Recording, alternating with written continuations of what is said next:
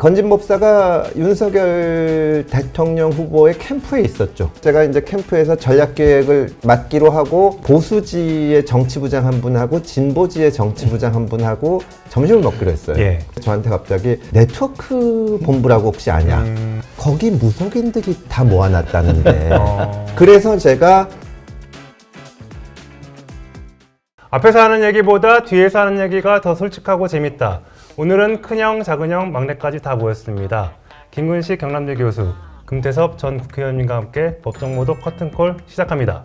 안녕하세요. 안녕하십니까.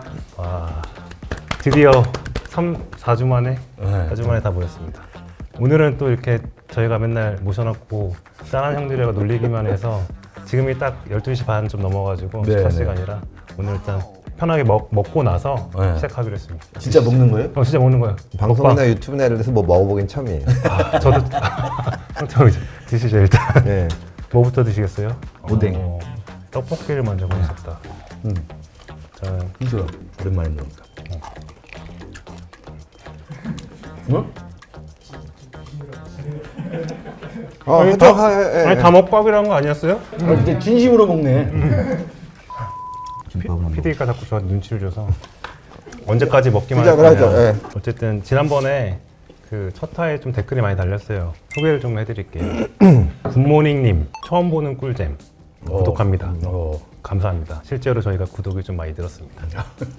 그리고 김 교수님 관련 댓글 중에서는 해피수님, 김근식 교수님 당대표 도전하세요.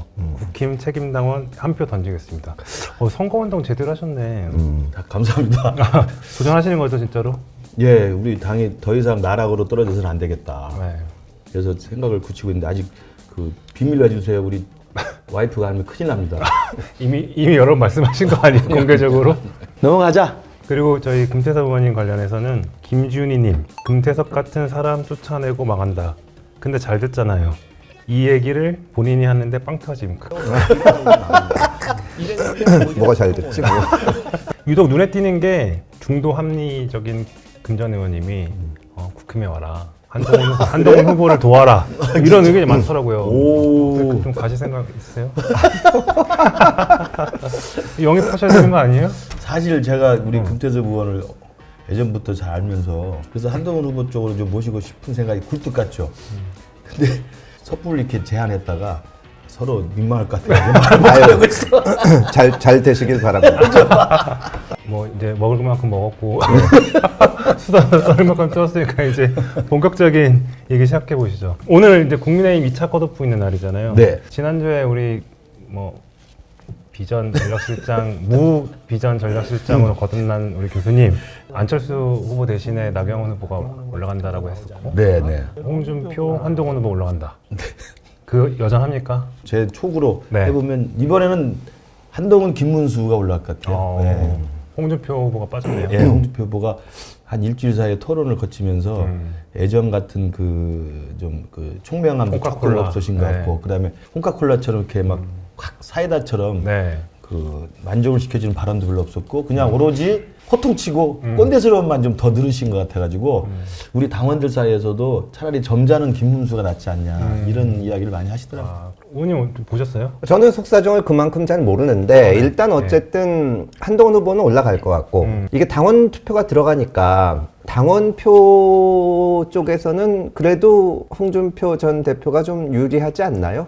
그렇게 예상을 했었죠. 당대표도 했었고 뭐 이러니까 이 김문수 후보는 지사하시고 뭐 장관하고 했지만 당에 그렇게 깊게 관여했는지는 잘 모르겠어서 근데 사실은 진짜 이거 추측이지 오리무중입니다. 근데 그게 그 이른바 김덕수, 한덕수 이제 권한대행을 가장 처음부터 단일화 그렇죠. 빅텐트로 들어가라고 했고, 그러니까 그거를 그 층을 흡수하면서 지금 뭔가 유리해졌다라는 평가가 많더라고요. 맞습니다. 그래서 제가 김문수를 예측하는 것도 김문수 장관이 한덕수 영입론, 한덕수 추대론에 가장 가까이 있었고 선봉에 서 있었고, 지금도 한덕수를 지지하는 우리 당 지지층도 있잖아요. 이분들이 그러면 결국 한덕수를 뽑을 수는 없으니 김문수, 홍준표 중에 고를 텐데 김문수, 홍준표 중에는 한덕수랑 가장 가까이 돼 있는 사람을 김문수라고 생각하죠. 저도 TV 토론 보면서 약간 홍준표 후보 하는 거 보면서 딱 남는 게 그냥 깐죽, 깐죽, 키높이 구두, 보정속옷 이 세 개밖에 기억이 안 남더라고요. 근데 국힘이 경선 들어가기 전에 했던 말씀들은 민주당은 워낙 일방적으로 실제로도 그렇게 끝났고 하니까 이 국힘 내에서는 어쨌든 경쟁도 벌어지고 탄핵에 찬성하시는 분들, 반대하는 분들 뭐 이 논란이 나면서 그 컨벤션 효과가 있을 거라고 얘기를 했는데 전혀 그런 게 별로 없었던 것 같아요. 그냥 뭐 예. 그러니까 이게 뭐 치고받고 싸움하고 네. 한심하다라는 토론에 이제 총평이 나오고 그런데다가 한덕수라고 하는 또 바깥에 또 다른 있죠, 사람이 네. 기다리고 있으니까 전체적으로 예상했던 만큼의 흥행이나 관심 이게 좀 김이 빠진 측면이 있죠. 이게 참 근데 저는 2년쯤에 이제 정치권에 발을 들이기 시작해서 지금 이렇게 됐는데 그때는 사실은 민주당이 지금 국민의힘처럼 무력했거든요. 뭐 언제 이게 뭐 정권 차지하는 건 생각도 못하고 항상 소수 정당이고 했었는데 그때 모습이 거울 같아요, 아주. 그 맨날 똑같은 거 가지고 별것도 아닌 거 가지고 치고받고 그 다음에 그때 박근혜를 도대체 꺾을 수가 없는 거예요, 민주당이. 그러니까 민주당 내에서 대표 주자라고 할 수 있는 건 문재인이었는데 이명박 정부 4년 동안 저쪽은 박근혜라는 후보가 있는데 이쪽은 문재인인데 한 번도 여론조사에서 못 이긴 거예요. 그래서 밖에 있는 안철수를 막 이렇게 해가지고 결국 그렇죠. 단일화해서 졌죠. 근데 지금도 여기서 내부적으로 이길 생각도 못 하는 것 같고, 그 다음에 이제 밖에 한덕수 총리가 있으니까 또 그거 가지고 뭐 하는데 합친다고 될까? 그러니까 2012년 판에 똑같은 이 역전이죠. 거울상이 지금 보이는 거. 저도 우리 당 소속이지만 좀 안타깝고 화가 나기도 해요. 그러니까 물론 우리 당이 제대로 힘을 모아서 정말 생산적인 토론도 하고 관심도 끌고 아 저기도 이제 뭔가 변화하고 혁신해서 기대를 해볼 만하겠다라는 희망을 주는 경선 대였으면 좋겠는데 그게 안 됐다는 거 하나하고 한덕수라는 바깥에 또 하나의 장애 경기가 또 하나 있으니까 이쪽에 맥이 빠져서 이게 결승전이 아니고 준결승전이 돼버리니까 그렇다고 그러면 한덕수 총리가 과거에 그 바깥에 있었던 안철수나 무슨 정몽준처럼 이쪽 상대방을 제압할 정도의 지지율이 있는 것도 아니에요. 고만고만해. 고만고만한데 또 한 번 더 한다고 하니 경선판을 오히려 힘을 빼는 효과밖에 없었던 것 같아요. 아니 그러니까 그럴수록 좀 지금 기존 후보들도 예를 들어서 탄핵에 대해서 좀 진지하게 어떻게 생각하지 태도를 밝힌다거나 혹은 뭐 뭘 어떻게 해야 된다고 비전이 좀 나온다거나 이래야 되는데 사실 언론에서는 가끔씩 정치 뉴스 보는 분들이 보기에는 그 단일화하고 한덕수랑 요것만 재밌잖아요. 근데 실제로 주자들도 그 얘기만 해요. 제가 이제 그 당시에 민주당 바깥에 있는 안철수 캠프가 있었는데 저 안철수 후보가 첫 번째 유세를 호남으로 갑니다. 왜냐하면 그리고 거기서 뭐라고 발언하냐 하면 새누리당하고는 같이 안 한다. 그 일단 확실히 그 당시 야권 쪽에 간다는 걸 밝히고 나서 그 다음부터는 단순히 단일화만 하면 안 되고 무슨 내용을 있어야 된다고 주장을 하는데 그 당시 민주당에서는 다 필요 없어. 그냥 단일화 얘기만 하다 보니까 그때 이렇게 토론 프로 나가면 지금도 민주당에 계신 분들이 막 90도로 저한테 인사를 해요. 단일화 좀 해달라고. 그래서 우린 그렇게 하면 진다고 했는데도 결국 졌죠. 근데 지금 이쪽 국민의힘 쪽에서도 다른 내용은 하나도 없고 뭐 한덕수랑 누가 더 가깝냐 이런 거 하고 있으니까 결과가 그렇게 좋을 가능성이 높지는 않다. 한덕수 대행 몸값만 높아지고 다 이제 조아리고 약간 그런 행복이네요. 그러니까 우리 당이 일단은 이건 스스로 반성을 해야 되는데 패배주의에 빠져 있는 거예요. 우리 당으로는 안 된다라는 걸 전제하니까 자꾸 당 밖에 있는 사람을 쫓는 거거든요. 그리고 저는 우리 당의 가장 큰 그 패배주의의 그 원인은 뭐냐면 기득권을 유지하려는 세력들이 분명히 있는 거예요. 정말 탄핵에 대해서 계엄에 대해서 윤석열 대통령에 대해서 어떤 입장을 가질지 분명하게 선을 긋고 서로 토론하고 논쟁하고 당원들의 평가를 받고 뭐 이렇게 해서 올라가면 되는데 그게 아니라 지금껏 윤석열 대통령 있을 때 윤석열에 붙어서 모든 혜택과 권력을 누렸던 사람들이 그대로 남아있으면서 이 기득권을 유지하기 위해서 자기들이 살아남을 수 있는 사람들을 계속 쫓아다니는 형국으로 저는 느껴져요. 왜냐하면 지금 처음엔 홍준표 캠프에 그 친윤 세력 일부가 갔습니다만 최근 홍준표 후보가 오늘 2시에 발표 앞두고 어제 오늘 페북 올린 걸 보세요. 당권 같은 노리지 않는다. 정말 너무한다 이놈들. 사실은 자기 캠프에 와 있는 사람들에 대해서 사실은 실망한 거예요. 와보면은 이놈들이 보니까 친윤이라고 왔는데 나를 돕는 게 아니라 자기들 기득권 유지를 위해서 대선에서 지더라도 당권만을 노리면 된다는 생각을 본 거죠. 홍준표를 세우면 홍준표한테 혼날 것 같고 홍준표가 자기 말 안 들을 것 같죠. 한동훈을 세우면 오히려 자기들 다 걷어낼 것 같지. 그러니까 만만한 김문수 세워서 한덕수랑 단일화해가지고 기득권을 유지하려는 속셈이 아닌가라는 의심이 드는 거예요. 하여튼 대선 승리와 관계없이 기득권을 유지하기 위한 각자의 지금 그렇죠. 문선을 그래서 제가 당대표를 나가겠다는 생각을 새벽마다 기승전 당대표. 하나님께 제가 나가서 꼭 기도를 되십시오. 드려봅니다. 이 당은 이대로서는 안 된다. 네. 오늘 저희가 아까 음식을 준비했는데 여기에 지금 숨겨진 의미가 있어요. 아 그래요? 네. 보시면 알겠지만 아까 치킨 놓여져 있던 자리. 닥쳐. 네. 닥치고 네거티브 전략. 여기가 뭐였죠? 햄버거. 트럼프 뭘까요? 뭐 외교나 이런 건가요? 경제. 경제, 통상. 네. 경제 통상. 통합은 김밥이 있었죠. 김밥. 네. 그리고 떡볶이. 색깔. 색깔론. 이념전. 네. 야 법정모드 커튼콜이 상당히 준비성이 좋으네. 저희 제작진이 다 예. 수제로 핸드메이드 이렇게 만들어가지고 어쨌든 이제 다음 주면은 이제 그 양당의 후보가 정해지는데 그렇죠. 어떤 전략으로 이겨야 대통령이 될 수 있을까? 대통령의 밥상을 받아볼 수 있을까? 제일 중요한 게 저는 이제 정치를 하는 입장에서 너무 우리 한국 정치가 극단화되고 갈기갈기 찢어져 있어서 통합을 저는 사실은 제가 정치하는 가장 큰 목표로 생각을 하는데 어찌됐든 그런 마음으로 정치는 이 갈등을 조정하고 통합하고 해결해주는 역할을 해야 되는데 오히려 정치가 갈등을 막 키우고 극단화시키는 것이어서 우리 당 후보는 제발 이번에 대선에서는 좀 통합을 강조하는 그런 후보가 나왔으면 좋겠고 그 전략이 저는 먹힐 거라고 생각해요. 왜냐하면 이재명 후보 하면 이재명 포비아 이야기 하듯이 이재명을 지지하는 분도 단단히 뭉쳐 있지만 이재명은 절대 안 된다는 사람도 굉장히 또 단단히 뭉쳐 있거든요. 이게 또 극단적인 분열이잖아요. 진영을 넘어서는 통합의 메시지, 통합의 리더십을 보일 수 있는 후보가 우리 당에 좀 차별성 있는 후보가 아닐까. 그러고 보니까 한덕수로 갈 것 같으네. 이상해지는데? 이제 이재명 대표가 지금 아주 가장 중점을 두는 게 통합 이미지죠. 페이스북이나 이런 SNS를 보면 평소에 이재명 대표를 아주 강력하게 지지하시던 분들 주로 하시는 말씀이 지금 행보가 아주 그런 행보다. 또 뭐 몇몇 사람은 마음에 안 들지만 뭐 이거 해야 된다. 뭐 이러는데 저는 좋은 방향이라고 보지만 그 전에 이재명 대표 후보 측에서 해결해야 되는 문제는 신뢰의 문제가 먼저 있지 않나. 이재명 후보가 지금 뭐 저 윤여준 전 장관 뭐 상임선대위원장 모시고 또 저 이 박용진 전 의원 뭐 이렇게 한다고 했을 때 사람들이 뭘 생각하냐면 옛날에 이재명 대표가 내가 존경한다고 하니까 진짜 존경한 줄 이게 이 문제가 있어요. 지금은 저래도 또 태도가 바뀔 거다. 그거를 불식시켜주는 게 뭐가 하나 있어야 되지. 지금 과연 이재명 후보가 만약에 본선에서 이겨도 대통령이 됐을 때 이 사람들이 정말로 거기 가서 같이 일을 하면서 목소리를 낼 수 있을까? 아니면 그냥 악세사리인가?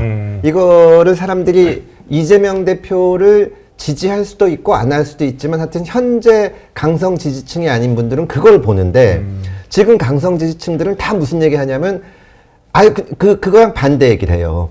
이 사람들 어차피 쫓아낼 건데 지금 우리가 꼭 참자. 그리고 이제 뭐 그 박용진 의원 그 선대위에 들어오라는 얘기 나왔던 기사 공유하면서 반성은 했나? 뭐 이런 거 쓴단 말이에요. 물론 언론에서는 지금 선거 국면이니까 이 겉으로는 뭐 통합 행보 보인다 쓰지만 밑바닥 여론을 잡으려면 지금처럼 해서는 좀 부족하지 않나. 또 말 나온 김에 국힘 쪽 얘기도 좀 하면 김문수 후보가 후보가 됐다. 그러면 거기서 뭐 한동훈 후보가 선대본부장이나 선대위원장을 맡았다. 그럼 기자가 가서 탄핵 어떻게 생각하세요? 그러면 이게 해결이 안 되잖아요. 그러니까 안 맞네요. 작은 정책 문제가 아니라 지금 국민의힘이 그런 기본적인 데 대한 어떤 공감대나 컨센서스 같은 거를 경선 과정에서 못 이룬 게 아닌가 그런 생각이 듭니다. 듣고 보니까 진짜 답이 없네요. 그러니까. 답이 없는데 진짜 그거 지적하신 말씀이 진짜 현실적인 문제거든요. 제 말이 다 옳아요. 그러니까 제가 당대표를 해야 돼요. 들어와. 상황을 밖에서 상황. 그러니까 이게 경선 제도라는 게 국민들의 참여를 가져오는 건 효과가 있지만 경선의 후유증이 좀 커요. 그래서 모든 당이 다 경선을 진짜 아름다운 경선 말은 합니다만 결론이 그렇게 아름답지가 않아요, 사실.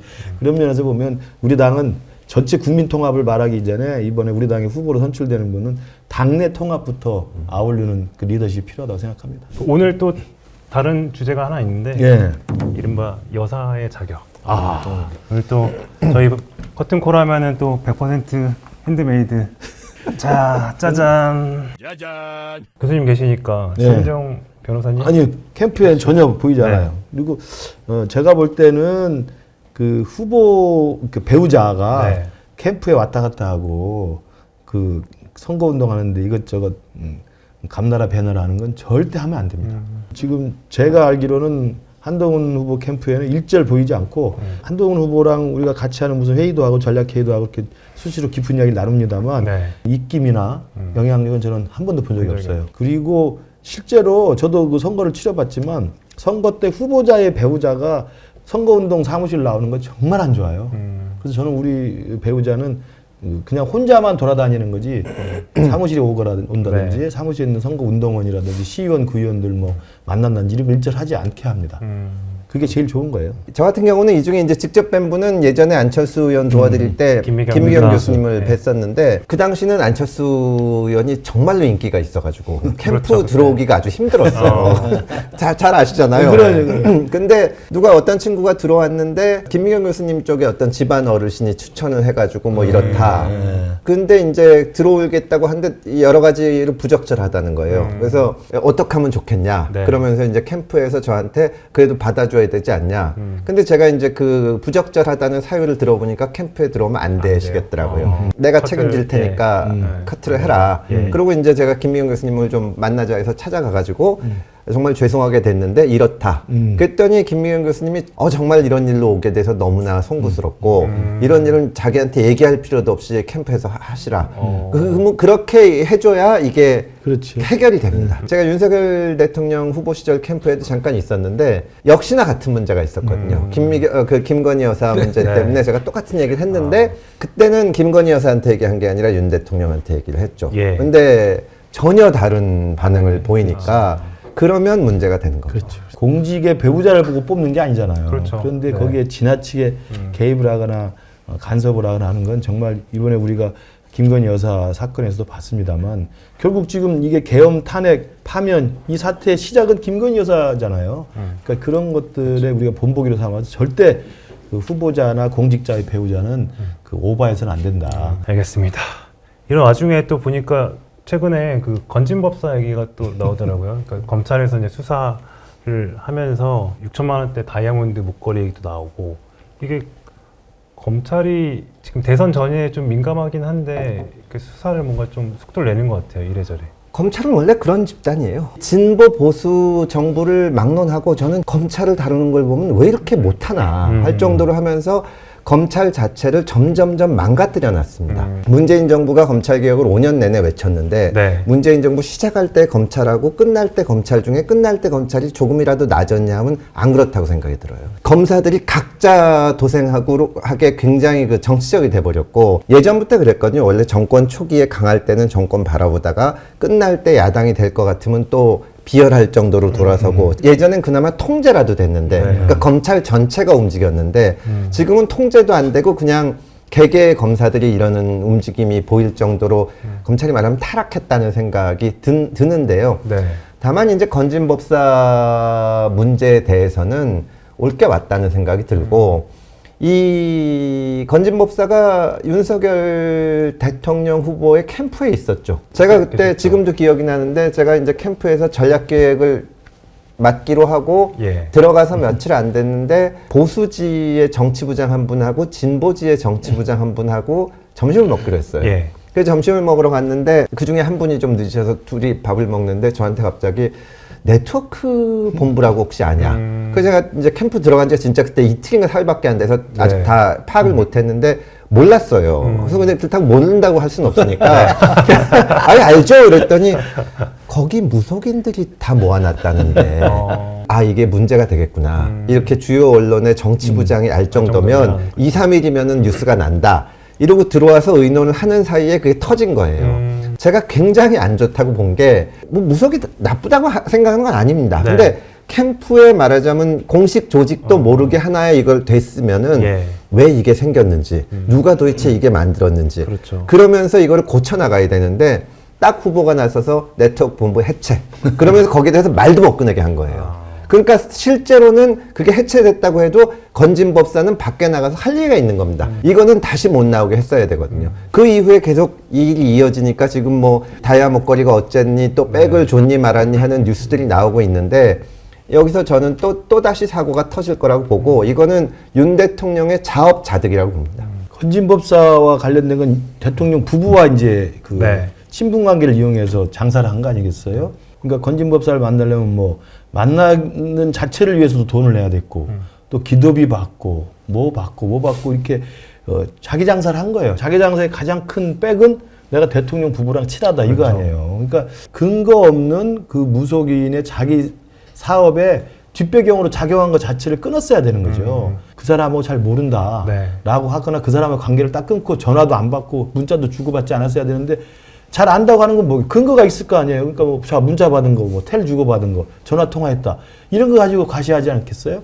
근데 그런 것들을 윤석열 대통령 부부가 정리를 못한 게 가장 큰 원인이고 최근에 그래서 뭐 한국은행에서 보내주는 관용권 뭉치가 나온 것도 그게 일반인한테 받을 수 없는 거 아닙니까? 그러면 제가 보기에는 오히려 건진법사가 자기를 찾아러 오는, 자기를 만나러 오는 사람한테 과시호를 갖고 있었을 거예요. 그렇겠죠. 우리 예전에 명절 때 대통령 부부한테 선물 받으면 자랑하잖아요. 네, 그렇죠. 그런 것처럼 갖고 있었던 거예요, 그게. 그나마 지금 나오는 후보들 중에서는 무속이랑 관련된 분들은 별로 없는 것 같긴 한데 하여튼 선을 잘 그어야 될 것 같습니다.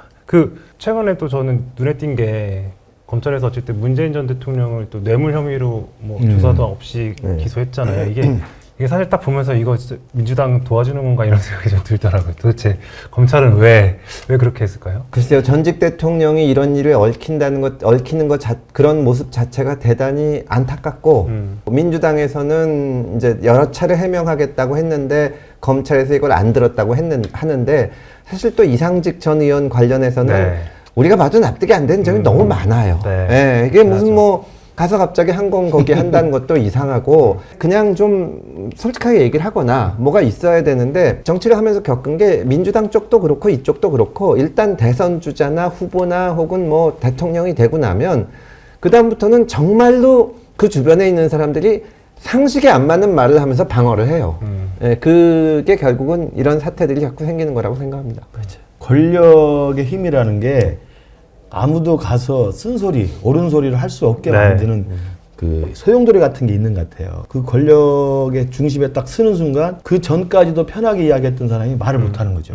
뭐 수천 년 내려온 인류의 비극일 수도 있겠는데 문재인 전 대통령을 기소한 그 검찰이 이게 시기를 봐서 이재명의 눈치를 보든 아니면 이른바 이제 힘 빠진 사자 물어뜯기라고 욕할 수도 있겠지만 어쨌든 혐의 자체가 국민들이 볼 때는 그럴 만한 조사할 만한 이유가 있겠다. 라는 식의 냄새가 나는 혐의는 분명히 있는 것 같고 이제 그럼에도 불구하고 우리가 그런 대통령의 그런 행태가 있었을 때 그때도 문재인 대통령이 현직 있을 때 아닙니까? 그렇죠. 그 태국에 가서 그 집을 구하러 다니고 그 외국인 학교 가려고 같이 갔던 행정관이 알아봤다는 거 아니에요? 그 청와대 있어도 행정관이에요. 네. 그러면 청와대에서 공식 업무로 그걸 도와줬다는 거 아닙니까?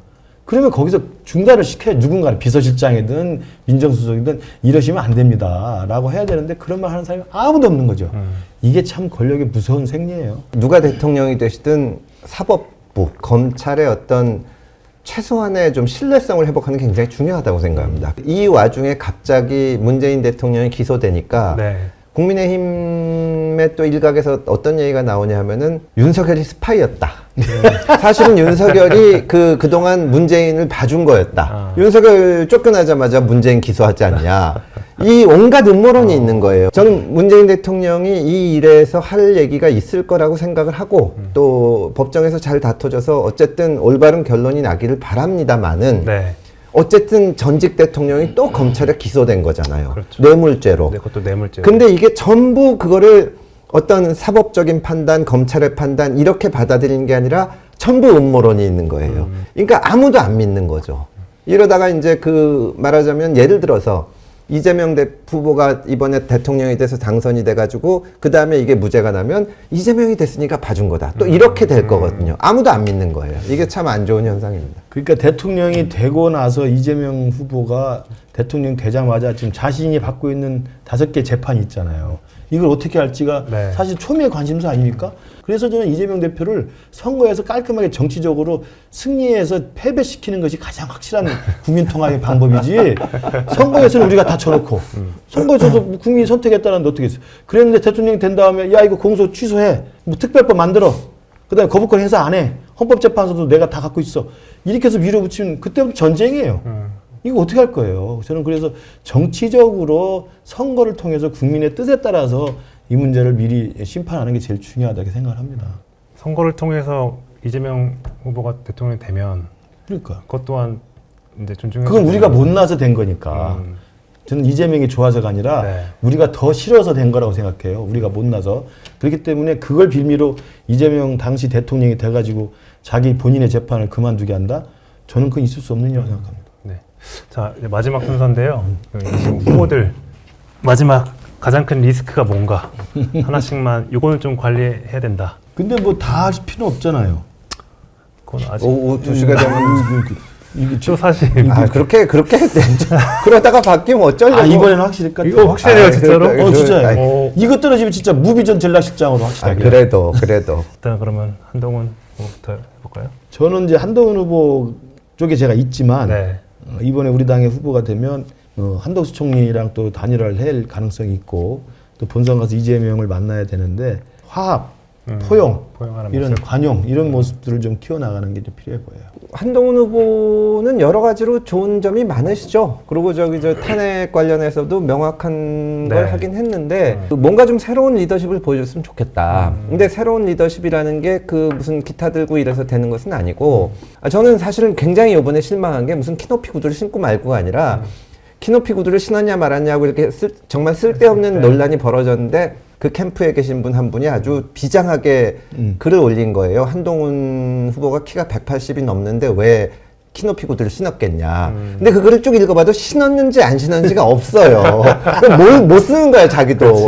그래서 아니, 한동훈이 무슨 정말 과거에 진짜 뭐 이런 권위주의적인 사람이 아니라는 게 트레이드 마크인데 그 가까운 사람들이 못 물어보는. 아니 왜 그 보정속옷 왜 입어요? 이런 얘기를 못 하는구나. 그게 보이는 거예요. 그럼 그 뭔 차이가 있나? 그거를 좀 관리해야 되지 않나? 신발 논란, 속옷 논란, 그리고 와가지고 얘기하고, 아니 좀 높은 거 신으면 어때요? 뭐 그런 얘기라도 하는 게 낫지. 맞아요. 신었는지 안 신었는지 김 교수님도 잘 모를걸요?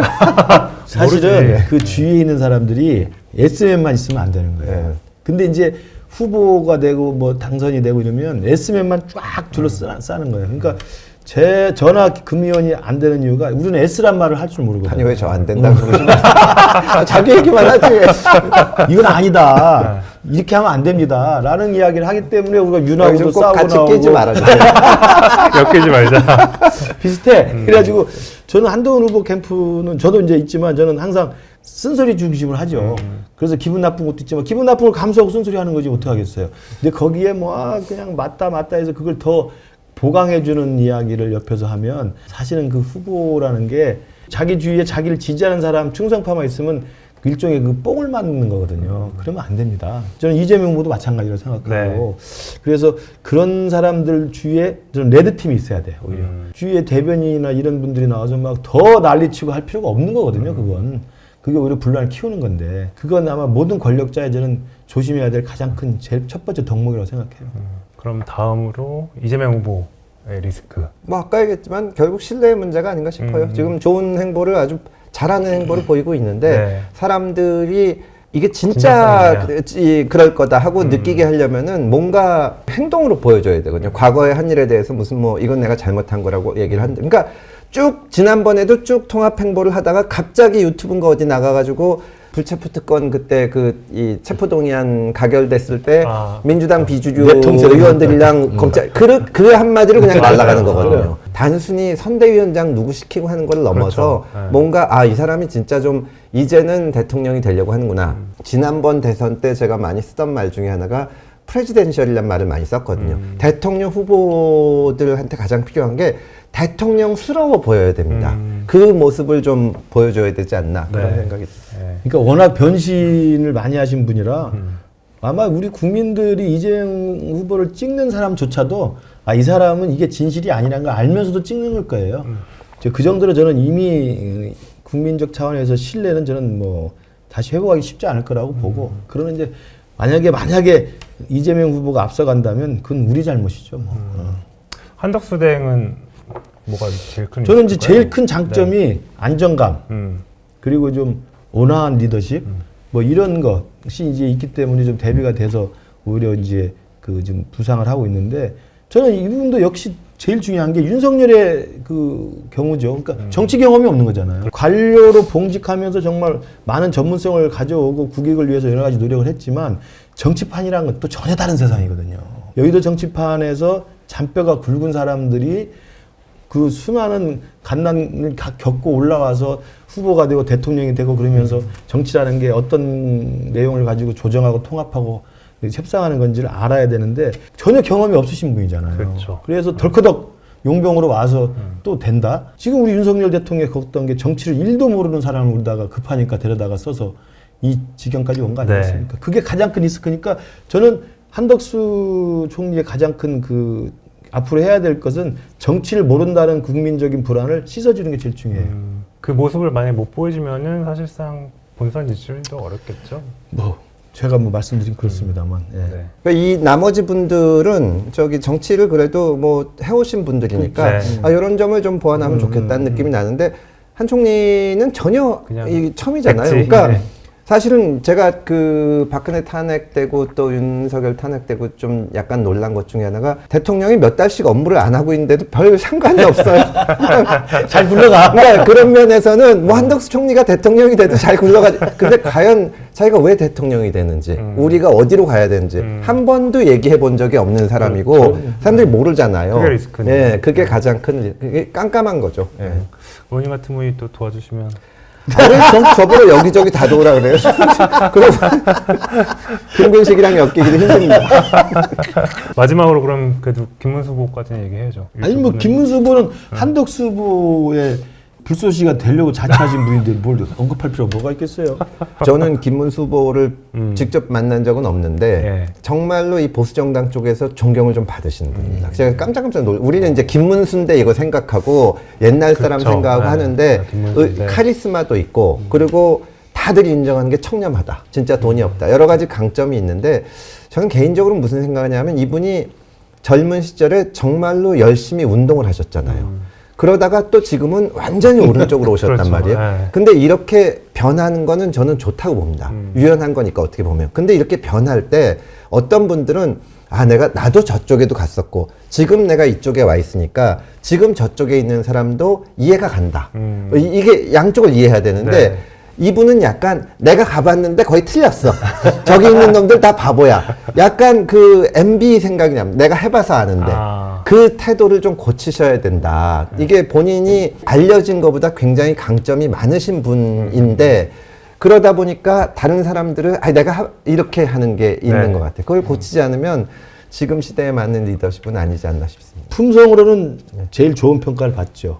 그러니까 이번 토론에서도 그냥 마음씨 좋은 할아버지, 그다음에 점잖은 분 이렇게 해서 품성으로는 점수를 좀 땄는데 이분도 대통령 할 거란 건 단 한 번도 생각을 안 해보신 분이에요. 그렇죠. 갑자기 탄핵 국면에서 윤석열을 지지하는 사람이 그냥 그쪽으로 지지가 옮겨가니까 하다가 이제 여기까지 온 거거든요. 사실 자리에 앉아 계신 걸로 된 거죠. 그렇죠. 그러니까 저는 대통령이 될 거라는 생각을 안 하고 그냥 품성론으로 이 난국을 돌파할 수는 없잖아요. 그러면 자기가 그동안에 걸어왔던 길, 또 했던 말, 또 했던 행동 이런 것들이 다 연장선에서 국민들은 평가하기 때문에 이제 사회주의 운동가에서부터 정광훈 자유통일당 창당 멤버까지 네. 극에서 극으로 왔다 갔다 했던 인생의 궤적이라는 게 하루아침에 정리가 안 돼요. 스스로 스텝이 꼬일 수밖에 없어요. 그런 면에서 좀 저는 그 아쉬움이 있다고 생각합니다. 형님도 꽈빵동기에서 그러니까 오른쪽 끝까지는 안 갔는데 여기까지 저는 그래도 체국 갔죠. 깜빵동기에서 네. 민주당에서 김태섭 의원이랑 같이 네, 앉았어요. 국민의당 갔다가 그거 일로 와 조금씩 오지 거기에서 이렇게 가진 않지. 차이가 좀 있고. 그럼요. 그리고 저 멀리 가진 않았어요. 그렇죠. 그건 좀 다르죠. 알겠습니다. 오늘은 준비된 건 여기까지인데요. 예. 오늘 어떠셨어요? 이게 너무 진지했던 것 같은데 좀. 아니 여기가 되면 어쩌려고 그랬어.